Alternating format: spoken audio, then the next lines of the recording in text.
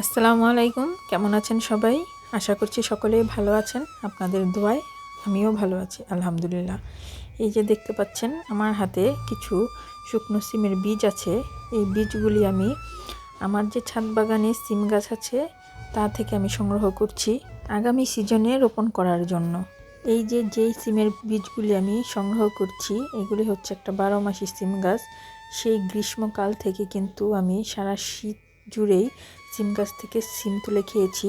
সিমের জাতটা মাশাআল্লাহ খুবই ভালো ছাদ বাগানের জন্য। এটা জারি জাতের সিম গাছ। সে ভাদ্র মাস থেকে কিন্তু এখনও পর্যন্ত দেখেন আমার ছাদ বাগানের গাছটার মধ্যে সিম আছে। সিমের জাতটা ভালো হওয়ার কারণে এই যে আমি ওই সিম গাছ থেকে বীজগুলো সংগ্রহ করে রাখলাম। আর এই যে এখানে একটা দেখতে পাচ্ছেন ছোট ছোট সিম, এই সিমগুলি শীতকালীন সিম। এই সিম গাছটা থেকেও কিছু বীজ আমি পাকিয়ে সংগ্রহ করে নিলাম আগামী সিজনে লাগানোর জন্য। সিমের বীজের সাথে সাথে আরও কিছু বীজ আজকে আমি আমার ছাদ বাগান থেকে সংগ্রহ করব।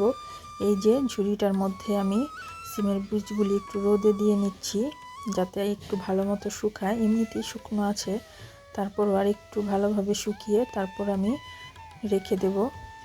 সিমের বীজগুলি তুলে নেওয়ার পরে এখন আসলাম দোপাটিয়া ফুল গাছের বীজ সংগ্রহ করার জন্য। এই যে দোপাটিয়া ফুল মাশাআল্লাহ দেখতে কিন্তু খুবই সুন্দর। আমার কাছে মনে হয় যে লাল গোলাপগুলি ফুটে আছে ছোট ছোট। যাই হোক, এই ফুলের বীজ যদি আগে থেকে সংগ্রহ করা না হয় তাহলে যা হয় এই যে দেখতে পাচ্ছেন যে বীজগুলি হয়েছে, এই যে ফলগুলি, তো এই ফলগুলি হয় কি একটু বাড়তি হওয়ার সাথে সাথে যখন পাকার সময় হয় তো আপনা আপনি ফেটে বিচিগুলো এরকমভাবে নিচে পড়ে যায়। এই যে দেখতে পাচ্ছেন এই যে এই ফলটা হচ্ছে আর 2 দিন পরেই মনে করেন যে আপনি ফেটে পড়ে যাবে, তখন আর বীজগুলি আমি সংগ্রহ করতে পারবো না। এই জন্য এই অবস্থাতেই এই ফুলগুলির বীজগুলিকে তুলে নিতে হয়, কারণ একটু চাপ লাগলেই ফলগুলি ফেটে বীজগুলি পড়ে যায়। তাই এই অবস্থাতেই আমি কিছু বীজ এই যে নিয়ে নিচ্ছি আর এগুলিকে শুকিয়ে ভালোভাবে রেখে দেব। আর এমনিতেও একবার যদি দেখবেন যে এই ফুল গাছ আপনার ছাদ বাগানে থাকে তাহলে দেখবেন যে পুরো ছাদ বাগানের এইখানে ওইখানে দোপাটিয়া ফুল গাছের চারা হয়ে আছে। ফুলগুলি আমার কাছে এত ভালো লাগে কি বলবো আর। যখনই ফুলগুলি ফুটে ঝুড়িগুলি শুধু লাল হয়ে থাকে, দেখতে খুবই ভালো লাগে। এই যে বেশ কিছু বীজ আমি তুলে নিলাম। এখন এই সবুজ যে খোসাগুলি আছে খোসাগুলিকে আমি ফেলে শুধু বীজগুলিকে রেখে দেব। আর বীজগুলিকে একটু রোদ দিয়ে ভালো মতো শুকিয়ে তারপরে আমি সংগ্রহ করে রাখবো। সিম আর দোপাটিয়া ফুল গাছের বীজ এই যে তুলে নিলাম।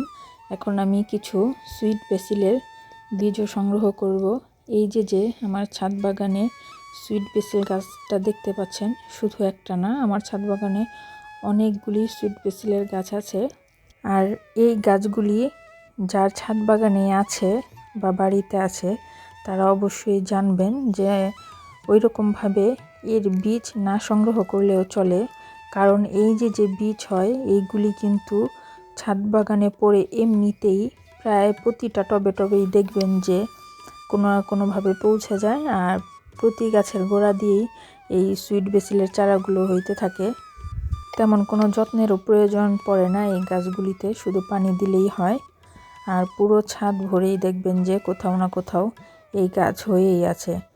তো এই সুইট বেসিল আর দোপাটিয়া ফুল গাছ কিন্তু একই ধরনের, এর বীজ সংগ্রহ না করলেও হয়, তারপরেও আমি সংগ্রহ করে রাখছি কিছু, যাতে পরবর্তীতে আমি চারা করতে পারি। আর এমনিতেও আমার ছাদ বাগানে সবসময়ই এই সুইট বেসিলের চারাগুলো হয়েই থাকে। এখন কিছু পুঁই শাকের বীজ আমি সংগ্রহ করব। এই যে দেখতে পাচ্ছেন একটা ড্রামের মধ্যে পুঁই শাকে বীজ হয়ে আছে। তো এইটা আমার যারা আগের ভিডিও দেখেন তারা জানেন যে আমার ছাদ বাগানে একটা পুঁই শাকের মাচা ছিল। তো সেই মাচাটার মধ্যে কিন্তু আলহামদুলিল্লাহ অনেক পুঁই শাক আমি তুলতে পেরেছি। তো মাচাটা আমি ভেঙে দেই, কিন্তু যেই ড্রামে পুঁই শাকগুলি ছিল তো শুধু গোড়ার দিকে কিছুটা আমি রেখে দিয়েছি। তো সেটার মধ্যেই দেখেন যে এরকম পুঁইয়ের বীজ হয়ে আছে। তো সেই বীজগুলি আমি সংগ্রহ করে নিচ্ছি।